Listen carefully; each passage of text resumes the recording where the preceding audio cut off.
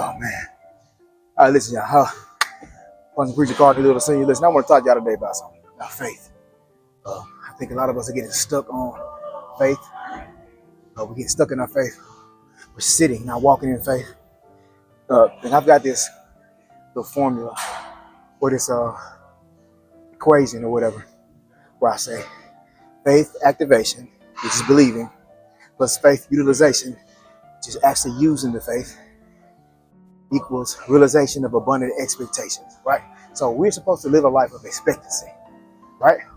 We're not hoping for the best. We're expecting the best. That's how faith works. I give you an example with it with Peter on the boat when Jesus was in the water and he asked the Lord, he said, if it's your will, call me to you, and Jesus said, come, right?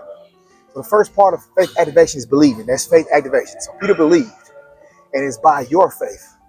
The other disciples on the boat, they would have believed and Peter didn't believe, it wouldn't have happened because it's by your faith, the individual, right? So Peter activated his faith. He believed. Now, the next thing is we have to utilize the faith. Peter's utilization of the faith was an action, right? We walk by faith. We don't sit by faith. So walking is an action, and you're going towards a goal. You're going towards the thing you're expecting. So Peter had to step out of the boat. He had to step from his comfort zone into the unknown territory, the water, not knowing if he was going to float or sink. But he had the faith. He believed that he would float, that he would be able to stay on top of the water. And then he walked in that faith. And then that's where Jesus meets us, right there in our faith, when we believe and utilize the faith. You can't have dead faith. You can't sit and believe and expect for Jesus to come pull us out of the boat. That's not how it works. He can't do anything if we don't believe and then utilize and walk in our faith.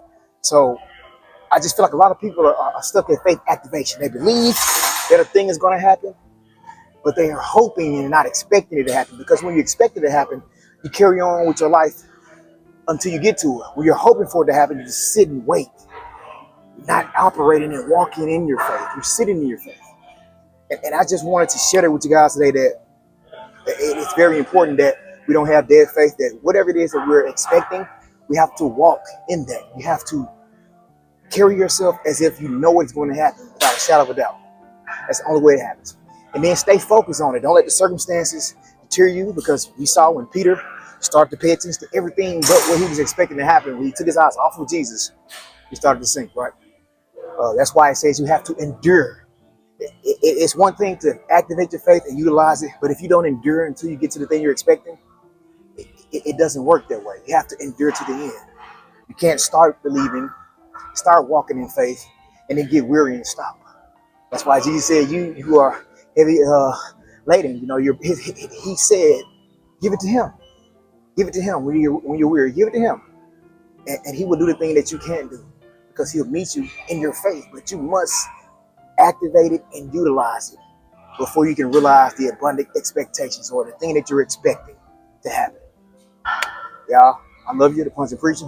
Let me get back to this grind.